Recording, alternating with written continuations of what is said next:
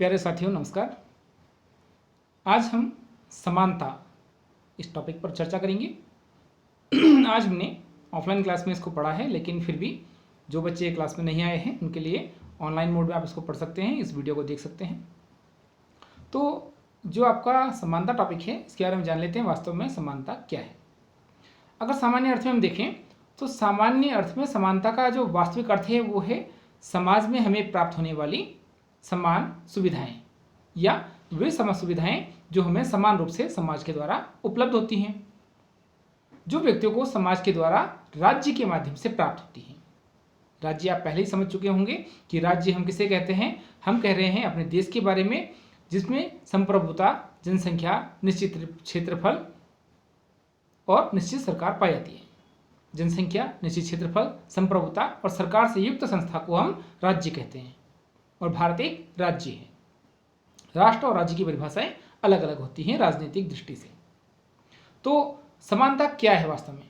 व्यवहारिक दृष्टि से देखा जाए तो सभी प्रकार के जो विशेष अधिकार होते हैं उनकी समाप्ति करना ही वास्तव में समानता कहलाता है।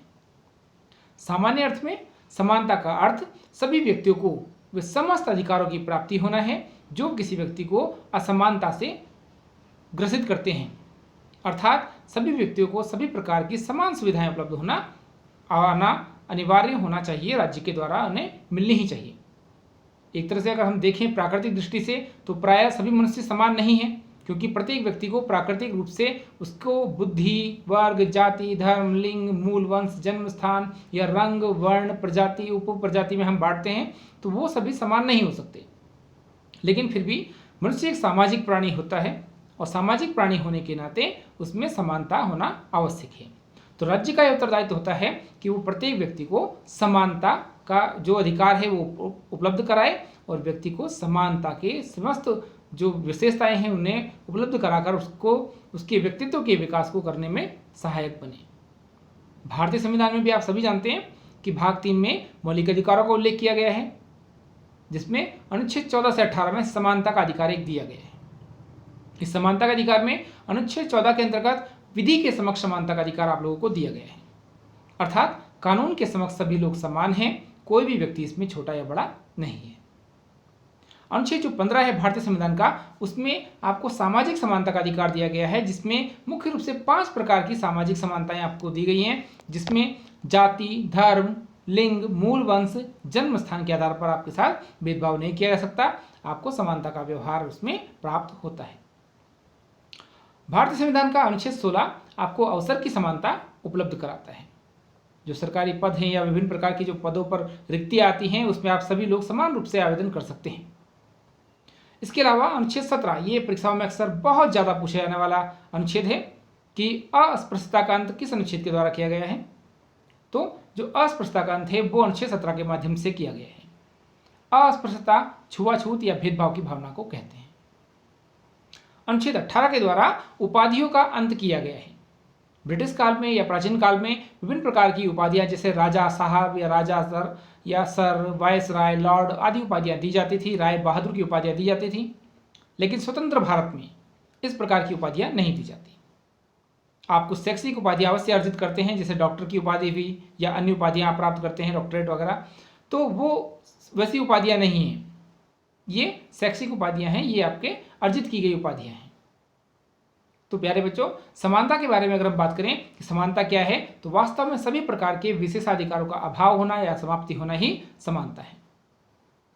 आज हमने ऑफलाइन क्लास में जाना कि समानता किसे कहते हैं और इसकी कुछ परिभाषाएं भी लिखी हैं। परीक्षाओं में अक्सर प्रश्न पूछा जाता है कि समानता से आप क्या समझते हैं, इसका अर्थ, परिभाषा तथा समानता के प्रकार बताइए। तो आज हम इसी पर चर्चा कर रहे हैं। तो आइए देखते हैं समानता की प्रमुख परिभाषाएं कौन कौन सी हैं। लास्की के अनुसार आपने आज परिभाषा लिखी है क्लास में। लास्की ने कहा था कि समानता का अर्थ है सभी प्रकार के विशेषाधिकारों का अभाव होना। छोटी सी परिभाषा है, आसानी से आप लोग याद कर सकते हैं। समानता का अर्थ है सभी प्रकार के विशेषाधिकारों का अभाव होना, अर्थात विशेष अधिकार किसी व्यक्ति को या वर्ग को प्राप्त न होना ही समानता है। लास्की ने इसी बात को आगे बढ़ाते हुए कुछ और बातें भी कही, जैसे कि समानता प्रत्येक व्यक्ति को अपनी शक्तियों का उपयोग करने की यथाशक्ति समान अवसर प्रदान करने का एक प्रयत्न भी है। हमारे अंदर जो शक्तियां हैं हम उनका निरंतर उपयोग कर सकते हैं, अपनी शक्तियों के माध्यम से हम अपना विकास कर सकते हैं और उसको आगे बढ़ा सकते हैं। दूसरी परिभाषा आपने लिखी है अप्पादुराई के अनुसार, समानता ऐसा कथन है जैसे सब मनुष्य समान है, वैसा ही भ्रामक लगता है जैसे कि अगर हम ये कहें कि पृथ्वी की जो सतह है वह समतल है। आप सभी जानते हैं सभी मनुष्य समान नहीं हो सकते, ये एक भ्रामक कथन है, क्योंकि पृथ्वी की सतह जिस प्रकार से पूरी तरह से समतल नहीं है, इसमें मैदान भी है, पर्वत भी है, पठार भी हैं, झरने भी हैं, ग्लेशियर भी हैं, या बहुत सारे वैसे भूदृश्य दिखाई देते हैं, तो उसी प्रकार से हम ये नहीं कह सकते कि संपूर्ण पृथ्वी समतल है। उसी प्रकार से जो समानता शब्द है एक भ्रामक शब्द है अप्पादुराई के अनुसार। अगली परिभाषा आपने लिखी है लॉर्ड ब्राइस के अनुसार, समाज में संपत्ति के सभी भेदभाव समाप्त करके स्त्री तथा पुरुषों को समान भौतिक सुविधाएं उपलब्ध कराना ही वास्तव में समानता है। अर्थात सभी प्रकार का भेदभाव समाप्त करके महिला पुरुषों को समान अधिकार प्रदान किए जाने चाहिए, समान कार्य के लिए समान वेतन मिलना चाहिए, समान अधिकार उन्हें प्राप्त होने ही चाहिए। यही वास्तव में समानता है। प्रोफेसर सीएम जोड के अनुसार आपने लिखा था आज क्लास में कि आर्थिक समानता के बिना राजनीतिक स्वतंत्रता केवल एक भ्रम है।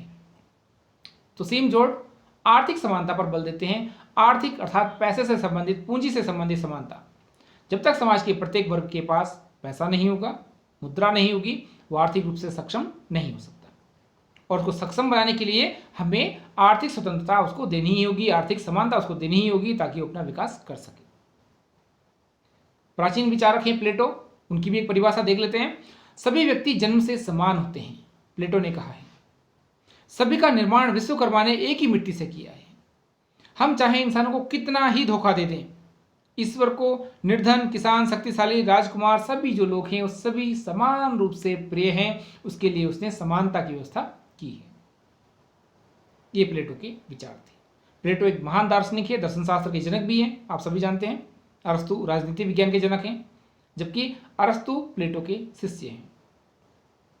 आगे बढ़ते हैं, एक और परिभाषा देखते हैं लॉर्ड एक्टन के अनुसार, समानता तथा स्वतंत्रता एक दूसरे के विरोधी हैं। ये अक्सर परीक्षा में पूछा जाने वाला कथन है कि किसने कहा था समानता तथा स्वतंत्रता एक दूसरे के विरोधी हैं, तो ये कहा था लॉर्ड एक्टन ने। याद रखिएगा, समानता तथा स्वतंत्रता एक दूसरे के विरोधी हैं, लॉर्ड एक्टन का कथन है। अर्थात ये दोनों एक साथ नहीं रह सकते। समानता देंगे तो स्वतंत्रता नहीं मिलेगी, स्वतंत्रता देंगे तो समानता हमें प्राप्त नहीं होगी। इसमें एक कथन इससे मिलता जुलता और पूछा जाता है परीक्षाओं में। बार्कर की एक परिभाषा है, बार्कर और रूसो लगभग एक जैसी बात इन्होंने कही है। इन्होंने कहा है कि समानता और स्वतंत्रता एक दूसरे की पूरक हैं। तो याद रखिएगा, लॉर्ड एक्टन ने कहा कि समानता और स्वतंत्रता एक दूसरे के विरोधी हैं, और रूसो और बार्कर ने कहा मिलजुल करके कि ये जो चीज़ है ये एक दूसरे के पूरक हैं। समानता और स्वतंत्रता एक दूसरे के पूरक हैं, ये विरोधी नहीं है। टॉनी की एक परिभाषा आपने लिखी है क्लास में, ऑफलाइन में। टॉनी के अनुसार समानता का अर्थ है जीवन के लिए उपयोगी आवश्यकताओं की प्राप्ति तथा उनकी पूर्ति होना। यदि हम अपने जीवन में जो आवश्यक वस्तुएं हैं उनको प्राप्त कर लेते हैं, उनकी पूर्ति कर लेते हैं, तो वास्तव में यही समानता कहलाएगी। एक अगली परिभाषा देख लेते हैं पुरुंदो के अनुसार। पुरुंदो ने कहा था कि संपूर्ण संपत्ति चौरी है, अर्थात किसी संपत्ति की समाप्ति से ही समानता संभव है। संपत्ति का अधिकार सीमित होना चाहिए। भारतीय संविधान में भी अनुच्छेद 300 क में अनुच्छेद 300A में इसको रखा गया है कानूनी अधिकार के रूप में। अर्थात हम संपत्ति के अधिकार को मौलिक अधिकार नहीं कह सकते। पहले संपत्ति का अधिकार मौलिक अधिकार था, लेकिन वर्तमान में ये मौलिक अधिकार नहीं है, बल्कि एक कानूनी अधिकार है। परीक्षा में यदि प्रश्न पूछा जाए कि संपत्ति का अधिकार भारतीय नागरिकों का किस प्रकार का अधिकार है, तो याद रखिएगा ये एक कानूनी अधिकार है, मौलिक अधिकार नहीं है। जॉन रॉल्स इन्होंने न्याय सिद्धांत दिया है। इनके अनुसार समानता असक्षमता को जन्म देती है, जिससे न्यूनतम समाज के कमजोर वर्ग के हितों का अधिकतम संवर्धन होता है। तो जॉन रॉल्स ने भी टिप्पणी की है समानता के ऊपर, ये असक्षमता को जन्म देती है। जो व्यक्ति सक्षम नहीं है उसको हम आगे कैसे बढ़ा सकते हैं। इससे जो समाज के न्यूनतम वर्ग है, कमजोर वर्ग है, उसको अधिकतम हमें प्रोत्साहन देना चाहिए, उसके कल्याण के लिए कार्य करना ही वास्तव में समानता कहलाता है। प्यारे बच्चों, आज हमने समानता का अर्थ और उसकी परिभाषा जानी। अगले भाग में हम समानता के प्रकार के बारे में जानेंगे।